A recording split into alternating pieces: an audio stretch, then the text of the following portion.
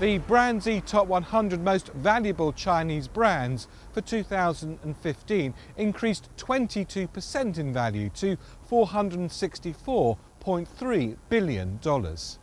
Tencent, the internet portal, almost doubled in brand value year on year and achieved the #1 ranking place, displacing China Mobile, which has held that position since the inception of the BrandZ China valuations rankings in 2011.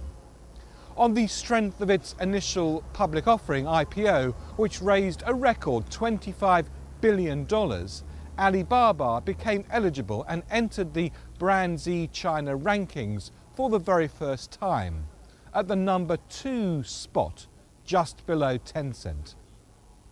While demonstrating the power of these two particular brands, these achievements also reflect several larger trends from here in China. The shift in brand value growth to market-driven brands and away from SOEs, state-owned enterprises. The emerging presence of China brands in the global marketplace, and the influence of technology, a category that by itself accounted for almost a quarter of the top 100 brand value.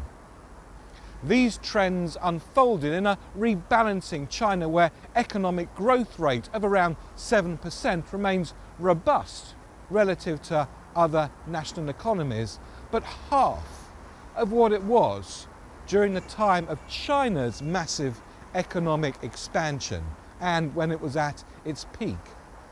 Of the 21 products and service categories examined in the BrandZ Top 100 Most Valuable Chinese Brands for 2015, 12 rose in value, 7 declined and 2 remained the same, in part because of the economic reforms from the Chinese government's third plenary session, which sets forward-looking policy. And it propelled some sectors and slowed others. Retail and technology categories comprised of market-driven brands. They grew sharply. Banks and alcohol declined as government regulatory changes impacted both categories, which are predominantly driven by state-owned enterprises. The BrandZ Most Valuable Chinese Brands for 2015 marks the 5th anniversary of this study, which started by ranking the top 50 brands, expanding to 100 in 2014 to keep pace with the rapid brand and consumer development here in China. The 5-year history puts current results into a meaningful context. The conclusion is unequivocal. Even as China's growth slowed and economic policies evolved, brand value appreciated steadily. Between 2011 and 2015, the overall brand value of the BrandZ China Top 50 improved 59%, surpassing the brand value growth rate for the BrandZ Top 100 Most Valuable Global Brands, and far exceeding the performance of the BrandZ Top 50 Brazilian and Latin American rankings.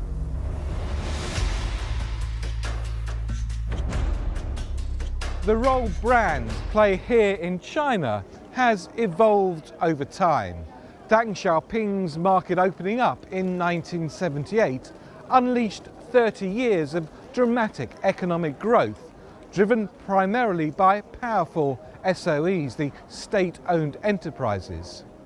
The third plenary session under the new President Xi Jinping created conditions for more market competition amongst all brands, even SOEs, in virtually every single category.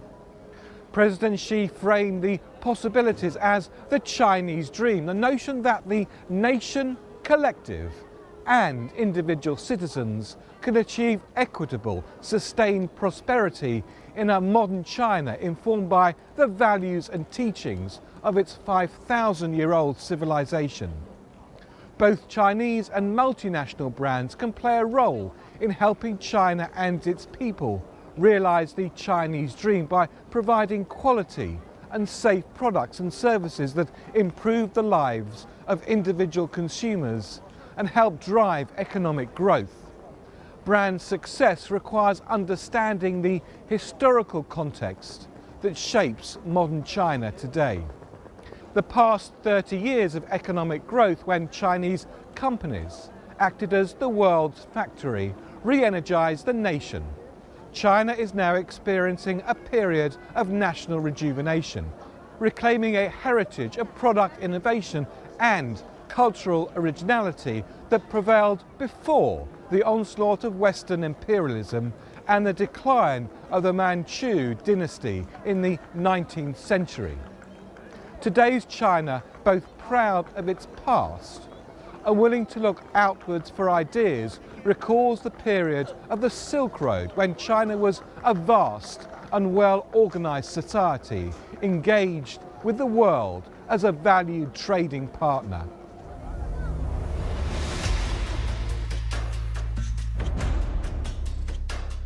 In this contemporary context, China is open for building valuable brands, and brand building in China is influenced by both Western practices and the characteristics of Chinese business operations and management. Chinese companies are managing on the run. They adapt rapidly and take risks. This is covered comprehensively in our recently published book, The Thoughts of Chairman Now. Their flexibility may be shaped in part by a worldwide view. The Western conception of time is linear. The world begins with creation. In Eastern thought, time moves circular without the beginning or an end. Chinese companies look at the year-on-year growth with an underlying sense of pragmatism, a willingness to take risks, to find approaches that work. Brand extensions and other market adaptations can take time to consider, but then happen quickly. In the conventional wisdom, Chinese companies are labyrinthian webs of holding companies and subsidiaries where complication and bureaucracy impede action. The important counterpoint to this perception is that China is fundamentally entrepreneurial, a nation of family businesses. The collaboration necessary for brand building happens more organically in China than in the hierarchical and sliced organizational structures that have characterized Western businesses. Chinese brands often originate and develop in lower tier markets before expanding to major cities. In contrast, multinational brands typically first establish in Beijing or here in Shanghai or Guangzhou before venturing more deeply into China. Therefore, Chinese brands are more likely to spend their formative years serving customers who are more concerned with product efficacy and a strong value proposition than with image. Chinese brands understand how to meet the aspirations of this large group of consumers. At the very same time, Chinese brands remain less adept at building the emotional connectors with consumers, which is the key to successful brand building.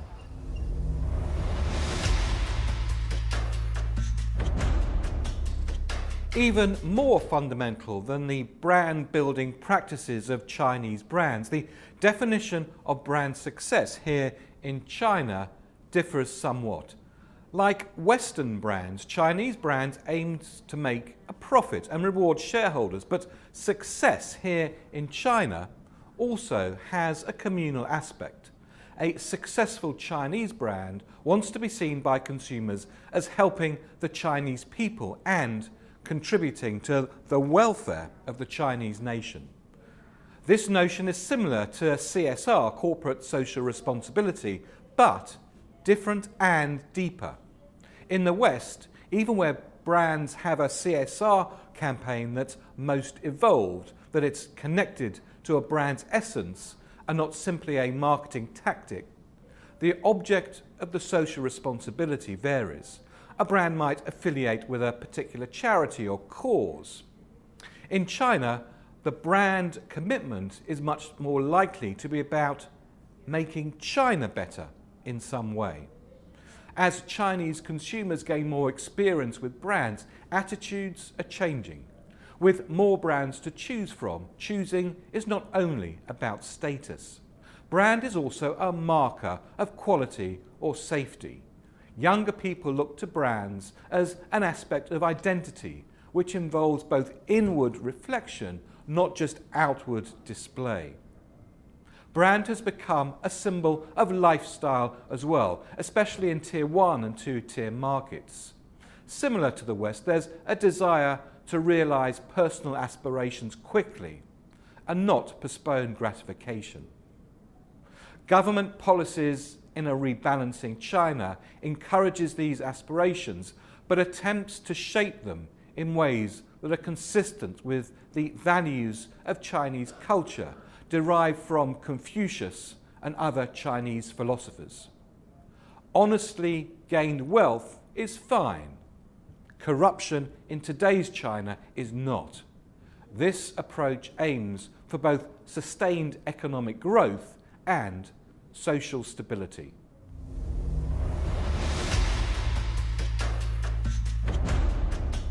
The unique characteristics of the China market has helped drive the growth of brand value leaders such as Baidu, Alibaba and Tencent.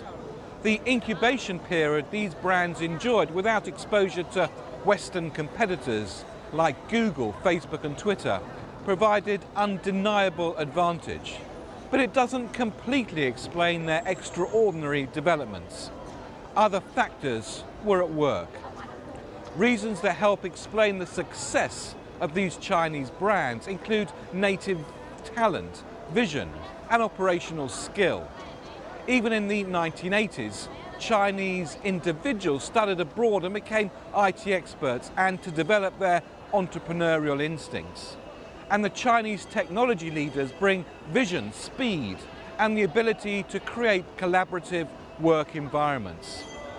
In addition, sociological factors and ironies drove faster adoption of the internet.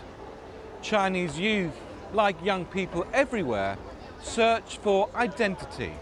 But in the family-centered culture of China, most conducted a search without the benefits of siblings because of the country's one-child policy. Brands in a country with limits on self-expression built the world's largest network of interpersonal communications. The government enabled this internet expansion to happen with the speed and coordination possible in a state-directed economy. This interdependence of what's good for the individual with what's also good and serves the welfare of the country is consistent with the Chinese dream. The dream of the Chinese people, like the dreams of people everywhere, are about health and prosperity for themselves and their family. The national dream includes some of these aspirations, but also other goals. While personal and national priorities are not always aligned, they are achieved collaboratively. As we explore further in the BrandZ publication, The China Dream, which is available on www.brandz.com.